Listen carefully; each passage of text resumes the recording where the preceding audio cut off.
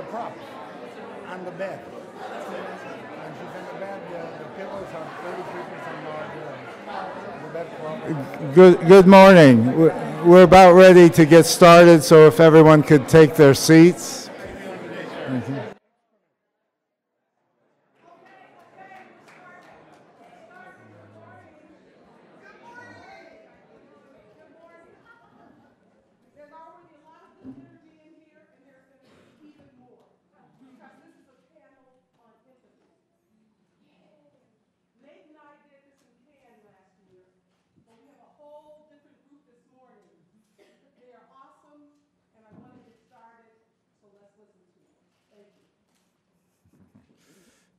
Chaz just said what I was going to say. Now, we did this. I'm Nate Cohn. I'm the director of Ebertfest. We did this panel on empathy in the American Pavilion at Cannes last year, and we had an interesting group of people, but we didn't have any actual filmmakers on that panel, as I recall. Maybe one. We had a lawyer and Oh, dear Lord. and some film critics and festival directors and people like that. You know, one, perhaps, but because we have filmmakers here, I think we can talk about empathy from sort of the other side of the equation.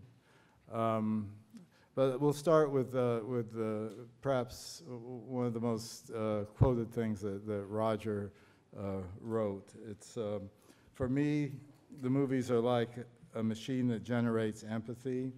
It lets you understand a little bit more about different hopes, aspirations, dreams, and fears. It helps us to identify with the people who are sharing this journey with us. So the folks that are sharing this journey with us this morning are seated to my right. Because there are so many of them, I think the fastest way to get the introductions out of the way is to have each one introduce themselves and say 6 words about who you are.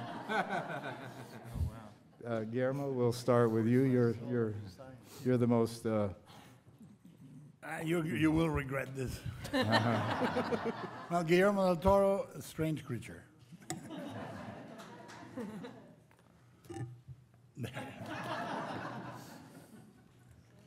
I'm going to do the same. These are 2 words, Michael Polish. I'm here now today, 6. Heather McIntosh, composer for film, cellist, bass player. You know what, actually, they should sell the film they're here with as well. Oh, yeah. Oh. All right, start over. Yeah. Redo. We can skip Guillermo because his film is already Well, shown. I did a foreign film called Crimson Peak. I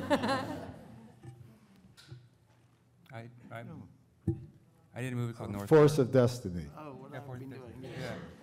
I made a film called Force of Destiny. I directed a movie called North Fork. I composed music for a film called Radical Grace. Steve Abcon here, as director of Disturbing Peace. Andrew Miano, producer of Grandma.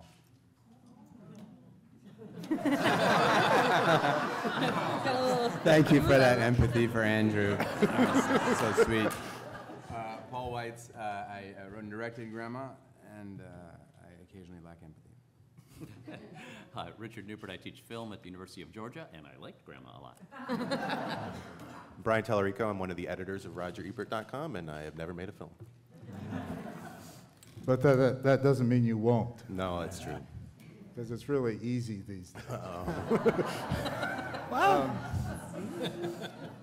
Any comments from the filmmakers on that? Raise your hand if you agree. Here's a question to start with. It's a yes or no question, and you know you're never supposed to ask yes or no questions, but perhaps you can expand on this. If cinema is the machine of empathy, are filmmakers the most empathetic people among us? I don't think so. And why not? Well, I think that there's all sorts of filmmakers. You have somebody like Kubrick that can be remote but really interesting. So it's not necessarily an empathic guy. Or you have somebody that, like Capra, which may be confused but empathic. but he's emotionally cohesive. So, and some of us are on the spectrum, you know. So, I'm not sure, but when you're empathic, you can communicate probably that. Do any of the filmmakers on the panel consider themselves empathetic people? I think maybe what Roger meant was, you know, trying to make a movie is sympathetic, trying to get a financing is sympathetic, trying to sell your movie is empathetic. So we're on both sides of the coin. Okay. Yeah, that is true. Stephen? I think about Al Maisels, the great documentary filmmaker, and working on a film with him years ago.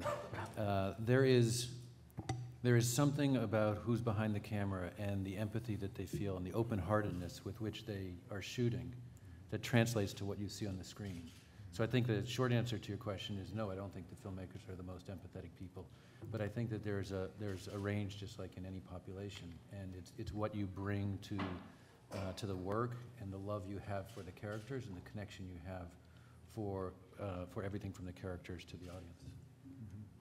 Do you think there's a difference between documentary filmmakers and narrative filmmakers in this respect? No, I think that there's the capacity for empathy in both, for sure. Paul, do you consider yourself an empathetic person? Well, I don't know if that's one of those things that the moment you consider yourself that, like the moment you consider yourself an artist, you're not one. I think that from what I hear, there's some really terrible people who are filmmakers. I certainly don't want to be one of those. And I think, I'm not sure I have quite a clear definition of what empathy is, so maybe one of our more intellectual panelists can provide that. But I think that there is some state of grace that one can get towards as a filmmaker, and that could be having to do with the equipment or visualization. It can be almost at any part in the process where you get to erase yourself. And to me, that has some kinship with empathy, and that's the part of it that I enjoy. Well, let's step back and talk a little bit about what empathy is. Psychologists tell us there are two types of empathy. There's cognitive empathy and there's emotional empathy. Cognitive empathy is the ability to identify the emotions of others. Emotional empathy is being able to feel what another person feels. Richard, maybe you could expand on that a little bit, because he's done research in this area. Sure. And there's also a sort of, some people call it corporeal empathy, which is that you just have a sort of physical reaction because if somebody gets hit, or, you know, if anybody's ever like puckered your lips, you don't have to say yes or no. When people, like, you know, an extreme close-up or something, there's almost a physical empathy that you start to feel, you know, like your body's going to do it. It's sort of mimicry as well. Or I guess when someone gets stabbed in the face, as in last night's movie, there can be a sudden. So there's physical empathy, emotional empathy. I would just say Murray Smith, who has a book about sympathy, calls it the structure of sympathy of a movie. And one of the things he points out is that first you have to recognize the traits of a character.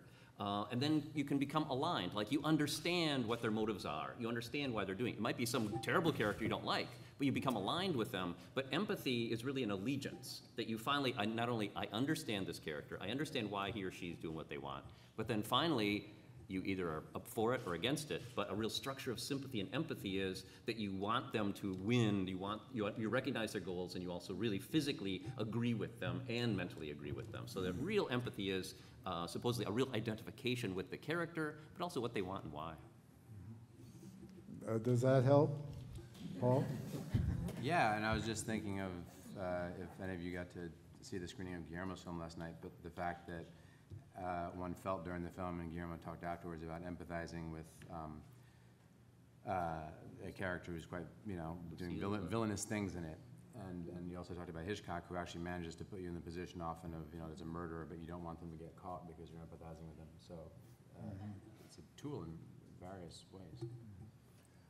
I think from the filmmaker's perspective, I mean, how do you go about creating three-dimensional characters and situations that will generate empathetic feelings among your audience? How do you make, I mean, how do you go about doing that?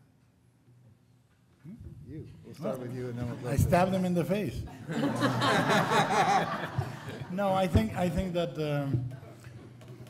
I try to do it in the places where it's not normally accepted as correct. In other words, if you see Devil's Backbone or you see Pan's Labyrinth or you see this one, the bad guys, I try for them to have their most human moments towards the last third, by which point you shouldn't like them by normal dramaturgy.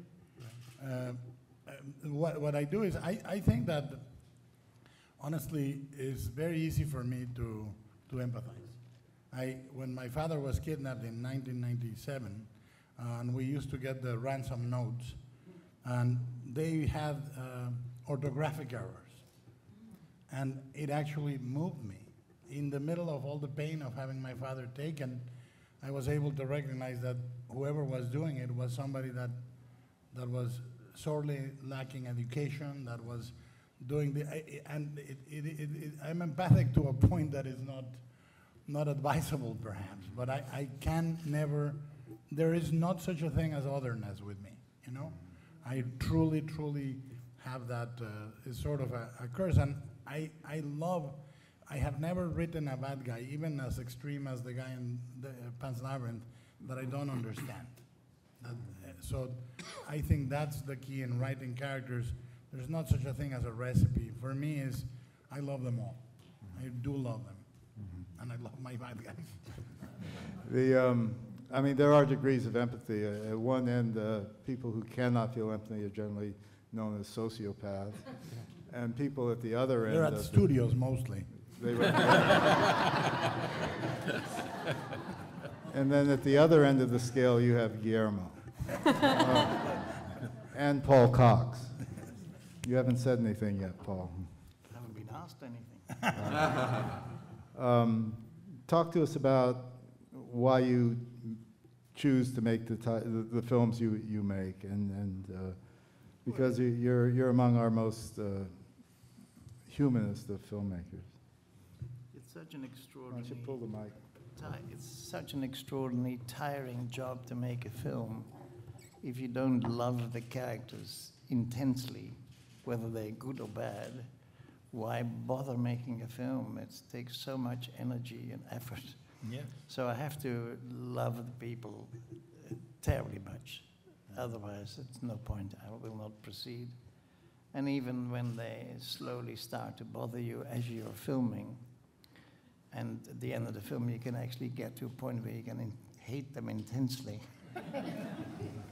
I would still send them home with all my love in the world, and I would never forget them, because you give part of your life. Making a film is something, it's another life that you actually have to enter, and you have to embrace a totally different, that's nothing to do with your life.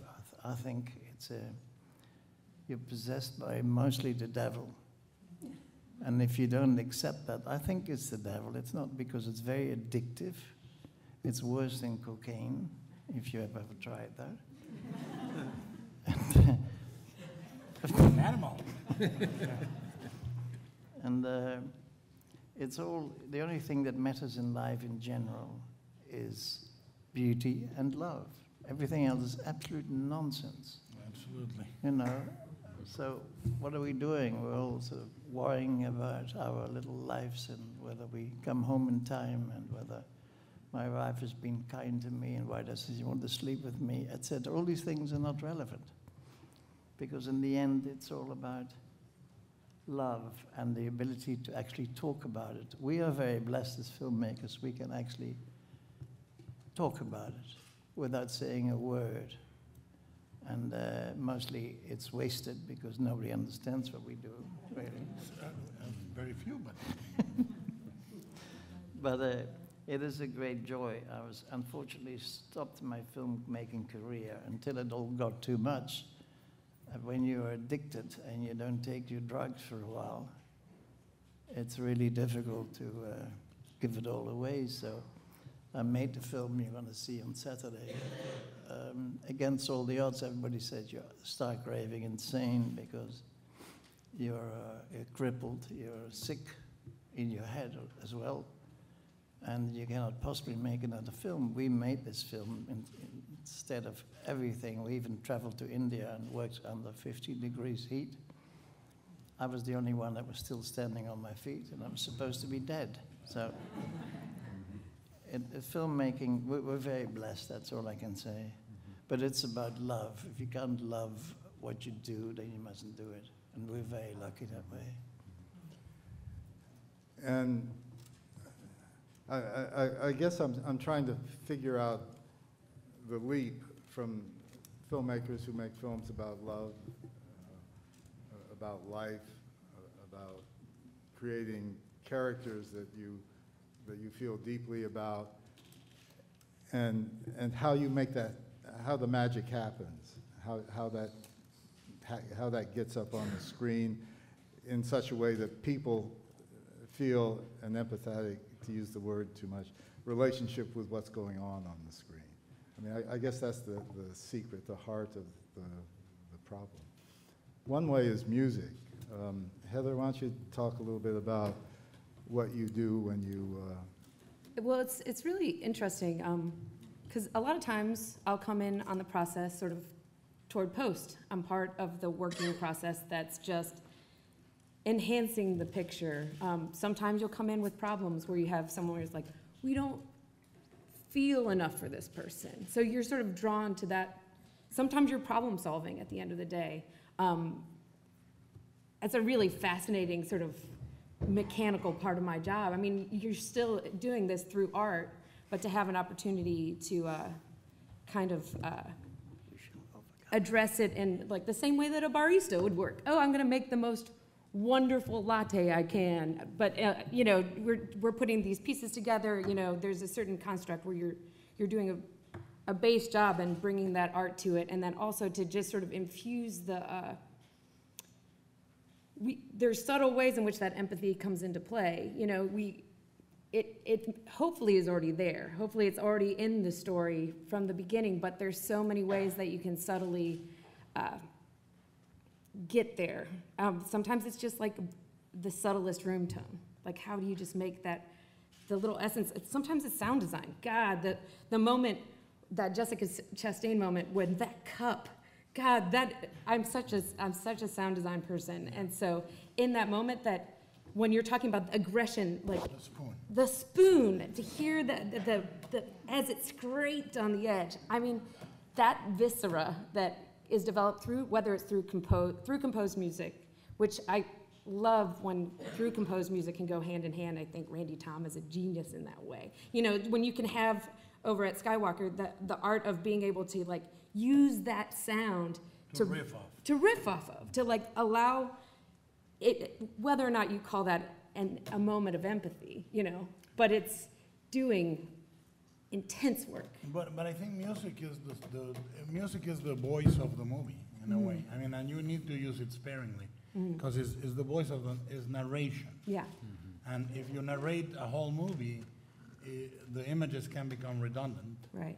But I think when you use music, and I'm not saying sparsity. Right. Sometimes the sparsity is a full orchestra going at it. Yeah. But I do think that in terms of empathy, you can do a lot if you do the right music. Right.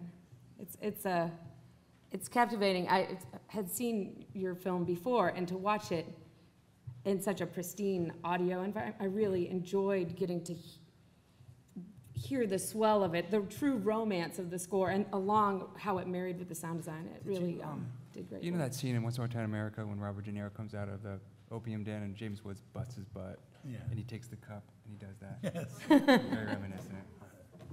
That happened on the set, and that's how we found it. Wow. It was not planned. That's awesome. It's scraped like that, and then we designed it with Randy Tom. Yeah. But anyway, that's. Yeah, but it is these small things that you do as filmmakers that create an environment that create a verisimilitude that we as audience members can get sucked into, right?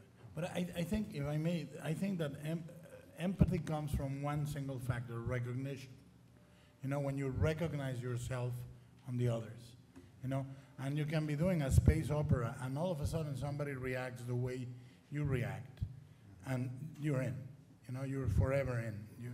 I think that we were talking in the lobby, and I was saying the hardest thing to cure is apathy, but the one thing that you never cure again is empathy. Once you have it, and you are unable to function without it. And I think it's what makes us human. I think without empathy, we are nothing. I think you said it beautifully, love. I think that's what the entire life is about. Is molecularly, we're done to the love. And if we're not doing that, we're fucking up. We're doing the wrong thing. We were not put here for any other reason than that. I think that one of the powers of this medium is the ability to create empathy. But it's also, we have to recognize that it's a manipulative medium. Right? We're creating, you talk about verisimilitude, but we're creating, in essence, a world for an audience to kind of inhabit. And it often gets misused. And in our culture, I think we think about empathy in a very different way. It's almost a cathartic kind of experience of, I feel for that character, but there's often in that manipulation both that cathartic connection, but there's also a separation. So, and it happens often in documentaries, especially issue-based documentaries. So I'll feel for somebody's situation in life, but what will be emphasized is their separateness from me. That's not empathy. The empathy that we're talking about, that I think we strive for as filmmakers, is to recognize that person as us.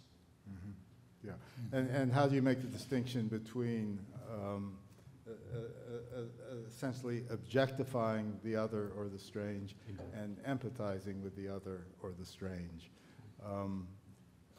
You want to do the latter, you want to avoid somehow objectifying what's, particularly in documentary work. Andrew, you haven't said anything yet.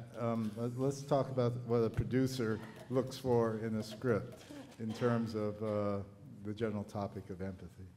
Well, I was thinking about it and listening to everyone speak, and I was thinking about how I approach it in general, because certainly I'm not a filmmaker, so I come at it from a different perspective. But I was thinking that I think, in essence, every script I read, I'm looking for that, because I get sent a lot of material all the time, whether it's for us to produce or for Paul or his brother to direct. And while in my mind I'm not necessarily thinking that word, I'm not thinking empathy, I say no to the majority of material that comes my way. And I think, quite simply, it's partially just a gut conversation with myself or with others, but I have to connect with the characters in that script in some way. And if I don't, then it's not something that we will generally consider or even discuss. And I mean, I think a lot of that comes from that. Whether it's that I see myself, listening to Guillermo talk last night, again, I know we're referencing that a lot, but how he talked about how he's not a murderer, but he, there's elements of himself in all those characters. I think that when I'm reading things, I'm not often the people in those scripts, but I want to relate in some way and in essence make a decision to pursue that material because I want other people to possibly have that same thing. Yeah, well, I think Roger, wanted to walk in someone else's shoes that is different from him for 2 hours. And he wasn't only looking for that little bit of himself that he sees in other people, he was looking for things that are not in himself that he could sort of fantasize about and take a journey to some place he's never been before with people he's never met before. And Brian, you want to talk we still need to believe and like those other people that we've never met before. I think what Andrew's talking about is something we all subconsciously do. When people complain about the movie, the most common complaint is I didn't like that character, or I didn't believe what that character did. We subconsciously need to be taken on a journey with them, and to go on that journey, you need a degree of empathy, which I think is, like I said, subconscious, and it can be produced through music, it can be produced through relatable actions, likable characters. Paul was talking about loving his characters. I hate when I see a film and I feel like the filmmaker didn't like his characters, like he's punishing them to a certain degree. Or looking down on them. Right. That's misanthropy. That's the opposite of empathy to a certain extent. It's hating humanity. And everyone in this room has seen that in a film and not liked the film, and subconsciously they respond to it that way. So I think it's in all of us. I think it's inherent in the process of reading film, whether you're a filmmaker or a student or a kid who empathizes with Dumbo. Like, it's just inherent in us as human beings and the process of watching movies. Guillermo, you? No, I was saying about misanthropy, which sometimes can be immensely amusing. Yes. In the case, for example, of the Coen brothers, but you feel that they actually love these characters. Yes. They adore them, and you can feel that. And there's a misanthropic outcome, or there is a woe to humanity, Right. comedy or drama at the end of it all, but you absolutely know they are vital for them. And they're not punishing the characters just to have fun with it. It's a process and it's an art form. And I think people appreciate that about they're a great example of filmmakers you wouldn't necessarily call empathetic, but empathy is such a complex word. It works on so many levels, on a conscious level and a subconscious level. And we can see the passion of the filmmaking, and that creates a different kind of empathy, and the passion of the art form, which creates a different kind of empathy. I think that the greatest act of love one can ever do is to look at someone else, to truly look at someone else and realize the difference and who that person is. And by the same token, there's no greater act of love than being looked at and recognized as some other. And I think that's what filmmakers essentially we do. Right. You know, we looked at. Yeah. And then there is the feeling, I had an actress visit us on campus, Abigail Spencer, who's in the TV show Rectify. And she said about Ray McKinnon, who's the showrunner and writer of the show, he saw me. Very few people actually see me. And I thought that was a profound observation on her part. It wasn't like I'm looking for someone that will, you know, a puppet that I can put in that looks approximately. It's that he feels her, he sees her essence, he sees her as a human being. Guillermo, you said something last night that that I've always said when we're judging the Peabody Awards, you know, to try to figure out if a film is any good or not.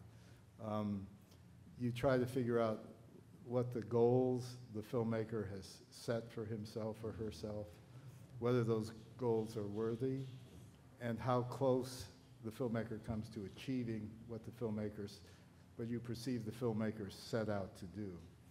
And I just wonder if you could expand on that a little bit, perhaps through the lens of the topic of the day. Well, I mean, it's like faulting Picasso for getting the perspective wrong.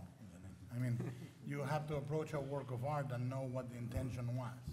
And, you know, you cannot judge, like when people started disarticulating realism in painting, the first critics were faulting them for not rendering a fabric or a surface properly, and painting evolved because basically they didn't give a fuck, and they moved on with what were they doing. It's very hard to do in film.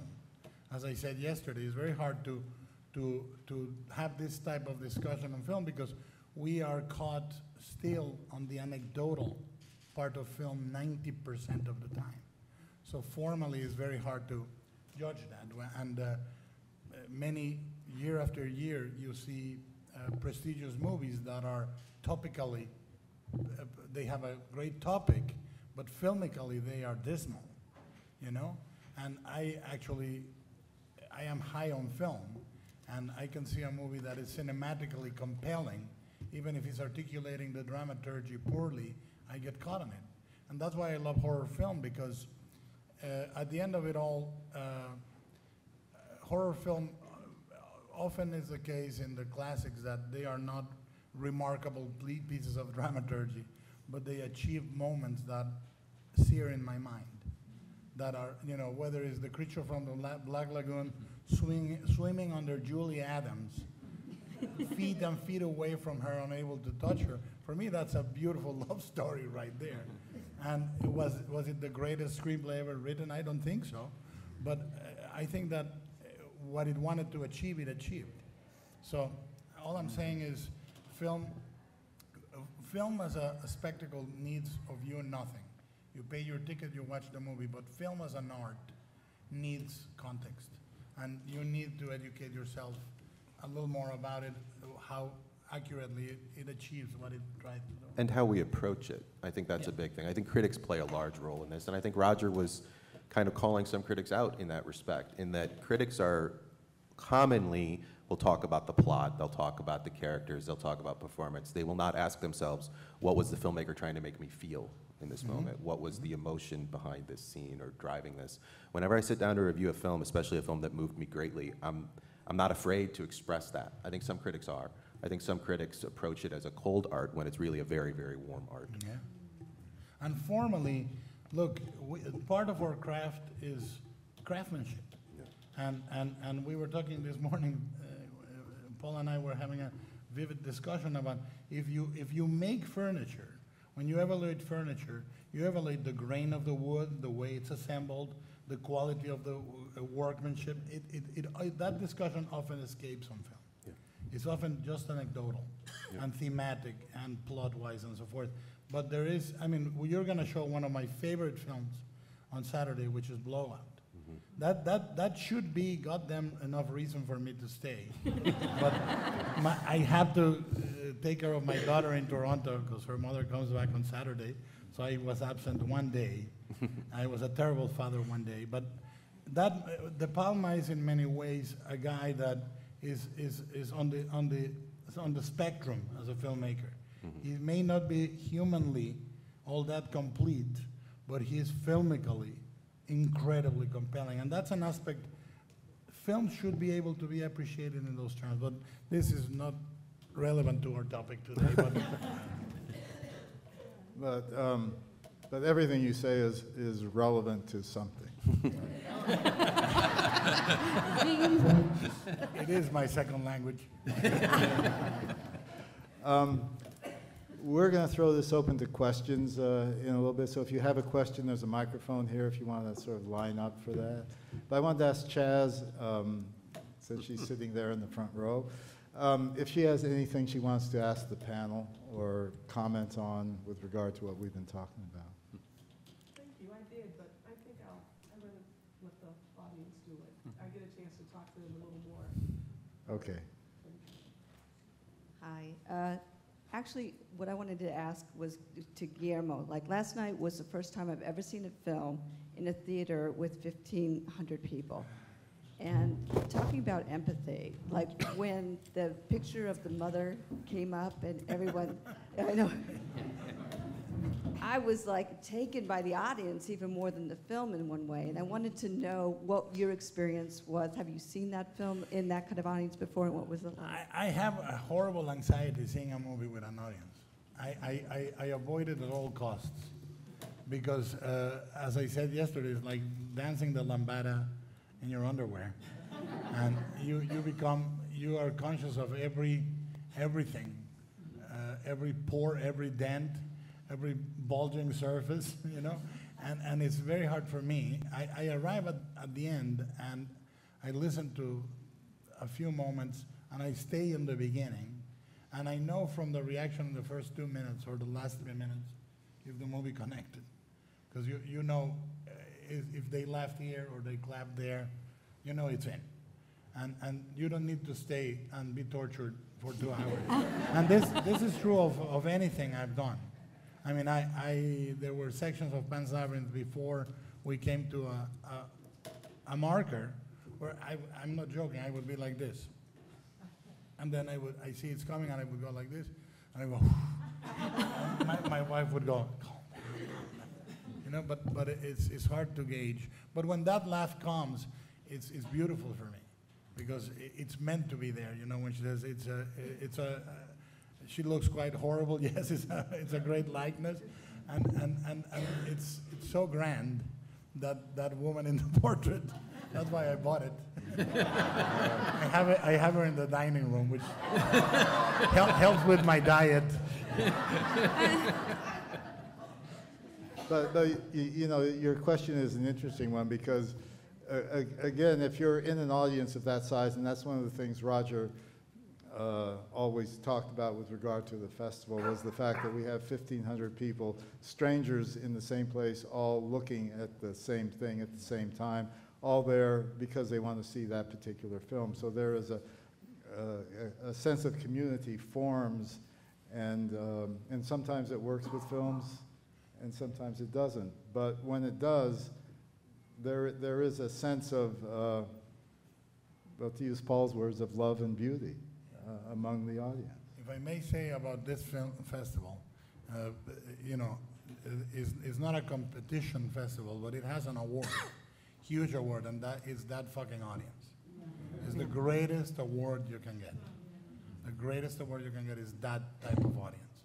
So I thank you for inviting me here. Another question?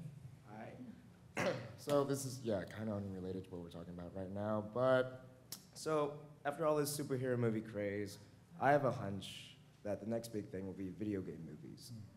I mean, it just makes most logical sense to me. So what do you guys think the possibility of video game movies being the next big thing? What are your thoughts on that? I think Paul Cox should address that question. What was the question? It's the next big thing, video game. Movies You based on know video that games. I've never played a video game. It makes me terribly nervous. Looking at people that play it, they're insane. Look at all the time you waste. It's an incredible waste of time. It doesn't sharpen your brain. It does nothing that makes you dumber than you are already. Sorry. I actually think that narratively video games are extremely rich and interesting, and I think some of the medium has explored it really well. There is poetic, very poetic video games that are not action-driven, that are truly like haiku. You know, very recently, thanks to Twitter, which I am addicted to, I discovered, somebody recommended a game called Monument Valley, which is a gorgeous, beautifully designed, exquisitely designed Zen puzzle game. You have Flower, you have things like Shadow of the Colossus, which is meandering and gorgeous and poetic and so forth. It's almost Tarkovskian adventure, and you know, there is some video games with great empathy, curiously enough. The direst video games can be that, but the best, when you find a real auteur, it's really, I'm not sure, the next incarnation of movies is probably not going to be movies, you know? It'll be another narrative iteration that takes into account one thing that is changing rapidly is the audience mind speed. Like, it's, the other day somebody flattered me saying we watched Crimson Peak and I enjoyed it very much. My son was Googling all the stuff all the time and explaining it to me, and I said, such is life. Yeah. I mean, look, it's the next thing, the more ridiculous it looks to us, the more it will connect with its present audience. I mean, I remember Chaplin saying the film died when sound arrived. I'm sure that's how we feel at some point. Yeah. I actually Chaz. want to, expanding on what he's saying, I was wondering if any of you who are filmmakers, you know, with the new virtual reality stuff and all these 360-degree stereoscopic cameras and all of this going Oculus Rift and so forth, and putting people in a first-person, you are there kind of experience, that is something that's going to happen whether we like it or not, and it's going to happen with a younger generation. It's going to become, at some point, part of the mainstream conversation. Have any of you thought of doing anything with in that format or the cameras? I don't mean like, you know, a violent video game type thing or anything, but. I mean, I'll just speak, I have a friend who's recently come to me to talk about this, and it might just be age, but to me, that medium is exciting in short form or in documentary or in sports. I loved the film last night. I cannot say that I would have enjoyed it more if I was inside it. Like if I was wearing goggles and had felt being stabbed. So I, you know, as from a producer perspective, I mean, yeah, I look at my 11-year-old son and I'm constantly wondering what he's going to want to do, but I can't imagine myself sitting through an hour and a half of of narrative film doing that. And I don't know for the directors at the table, I know we as a company, and Paul stepped away, have not really talked about it. I'm excited about it from a sports perspective, like that's interesting. But there's a great rendering system right now that is so vivid, completely three-dimensional, absolutely absorbing. It's called life. and it's called being fucking there. Right? I mean, I find it very rousing in short form. But to me, going to the movies is going to a fucking cathedral, and it needs an altar, and I need to be passive, and I need to be listening. And there is no sense, in my opinion, to call something a movie when you relinquish narrative control to the audience. It may be a great and worthy experience. As a gamer, I can attest to great video games, but it's not a movie. It's like back in the day when people were saying, well, you know, it's easy to adapt comic books because comics are basically storyboards. You know what? Fuck you. You don't know anything about comic books. They are a completely different form. Same with video games. It's a different art form, but I do think that the immersion, I find it hard to, because you share the control. It's like co-writing a novel with Dickens. I don't think I should do that. You know? And when I relinquish control to a narrative guy that I appreciate, I don't want to be holding his hand and saying, well, you know, that chapter in Bleak House on the Rookery, fuck that. Let's move on. You know, so it's a very hard. It's hard for me to imagine that frontier existing, being crossed, and still being called film. Richard? Well, I just want to say about new technologies and things. I work also a little on just did a book on Pixar. And one of the things when Toy Story was first being pitched was that they argued nobody's going to feel empathy or concern for a CGI character, you know, maybe in a short film, but not in a feature-length film. And it was really that mix of sort of 2D Disney kind of style with CGI. But when John Lasseter, for example, made Toy Story, he didn't just, you know, drop a voice into a creature. He said, okay, we're going to have this like dinosaur. He's got short little arms and crummy plastic, so he's going to be humble, scared, etc., instead of a scary dinosaur. So it was really this rethinking of trying to take, okay, we're going to have this little these pixels sliding across a screen, and that's supposed to be a Slinky, and that's supposed to be Mr. Potato Head, etc. But they wanted to try to figure out how is it we can make people care about these things for 80 minutes. And so I think the same thing with computer games as well. There's going to be really cliched stuff that's just real typical, and then somebody's going to try to work ways to make us care for a virtual reality, interactive, 90-minute kind of experience. But it's not necessarily easy. It's going to mean melding the past practice and what we already anticipate in humans with some new technology. And what we anticipate in film, using a language of nostalgia in film. I mean, Toy Story is a very recognizable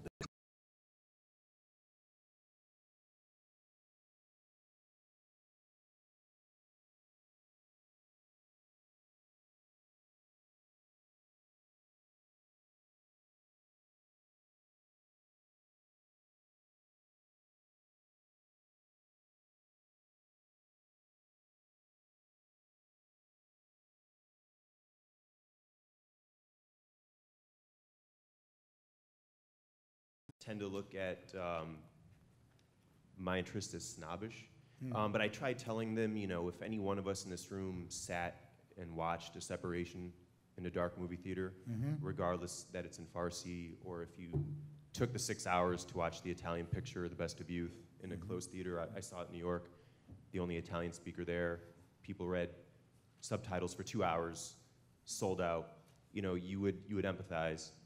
And today, I almost feel like a piece of my humanity as a cinema watcher is dying when I'm in a movie and, you know, two people are literally on their phone. Just the last week with Everybody Wants Some, I got up and I could see the guy checking his Broadway dates later. He was actively searching on his phone to find something to do. And it actually I'm sorry? It's a drug. Yeah, and you know, being someone that goes to the cinema as often as I do, you can imagine how many times that happens. And I feel almost like I don't want to shell out. I'm happy to pay for all your films, but I don't want to shell out 2 hours of my life when I could have turned my phone off and shut the blinds, and my in my apartment, and I feel that that is terrible. And when you think of writing, and someone who wrote a book took time alone to write something, to connect with someone often ages hence, and I don't get the notion that society values that process anymore. And whether it's American Pie, which people may think is a gross out thing, but if you were a boy growing up in that age, that's extremely something you could relate to, had empathy. Human Touch, or whether it's a movie about that you make up, you do obviously work in genre, but you make up your stuff as opposed to, not to knock comic books, but it's for a built-in audience, and empathy doesn't necessarily have to be there. Do you all feel like you're a dying breed? I mean, music touches everyone. Music touches everyone. I'll tell you. Do you feel like, how do you feel like you're going to adapt it to a society that I feel may just be intrinsically less empathetic? You know what, I just have to say, you two are the cutest couple. Oh, thank you. And I have high expectations for your work. I want you to respect your writing. I hope that you direct. Yeah, motherfucker. She's very cute. I prefer to think of myself as ruggedly handsome. Let me ask. Thank you very much. Let me ask you a question. Let me ask you a question. I'm sorry. Yeah. Let me ask you a question. How do you think Van Gogh feels? I'm sorry. How do you think Van Gogh feels? Yeah, no, I know. Exactly. It's just going to be that way all the way. Just, exactly. Just grind it out. Just grind it out. Graham. I mean, I'm not. I mean, I'm speaking as a. Thank you, Chaz. I'm speaking as a cinema goer, though, and I'm wondering how you're going to adapt to that, because you guys and ladies have your careers, obviously, and I don't mean that you take that for granted. I know you got to fight. But someone that's starting out now, so to speak, in a society that's changing and is going to have to adapt, and but that's not your concern. Yeah. Your concern He's is stubborn. no. Your concern is put the product out there, make a great movie, and you'll be here. Yeah. And the next kid will come up and ask you that same question. If you worry, if you worry about the future, you're not worrying enough about the present, man. I mean, honestly, I think that we have against us the fact that now the homogenized language in the studio system is, they call it pipeline and content, like sewage water or oil. I mean, literally some shit that passes through a tube on the way to something, So it's like when they call it air on TV, air. I think you're putting your finger on a couple of things. One of which is the question of how is technology affect people's ability to focus, and whether it chops it up into smaller and smaller pieces, because that person doing that thing is because it feels like their neurons have been trained. I can feel it in myself. Yes. I have kids, I can see it with them. Their neurons have been trained to be able to have their tendrils out into various things at the same time. Weirdly, the thing I'm thinking about is how, I think it's gonna be okay. And the thing I'm thinking about is how independent bookstores, I think last year, actually their sales rose in general, and sort of the question of whether Amazon, et cetera, is going to completely destroy the independent bookstore is somewhat being answered right now. And I think that experience of actually being able to give yourself over to a narrative for an hour and a half is going to remain. It's a tough one, though, and it's probably an economic one, because what you want is that theater owner to have an announcement ahead of the film saying, please don't take out your phones. It inhibits other people's. If you need to do that, please leave the theater, so that you can watch without having a bright light distracting you, from the most beautiful moment of the film. It's interesting you brought up Van Gogh, because Paul Cox's Vincent, I can remember watching that, and how sort of all these questions about what it means to be an artist were articulated, I think, for me, when I watched that for the first time. Tim Roth, right? Who played Vincent in that movie? Different Vincent. It's a documentary. It's a documentary. Oh, I'm sorry. It's not a documentary. Oh, I'm sorry. It's a film. Anyway, thank you very much. Appreciate it. Thanks. Thank you. Yeah, I think that has to be our last question. But Paul just said something very interesting, which I'll repeat. Vincent wasn't a documentary, it was a film. These people make films, and the distinctions between documentary and narrative is a false distinction that we don't need to make. Films are films. It's because that's far that, Pieces are coming together.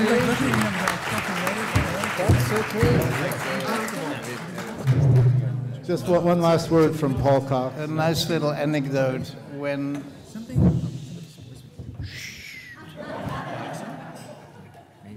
when Vincent was completed, nobody, basically it was shown in Cannes and everybody walked out. Well, the producer and myself were the only people left.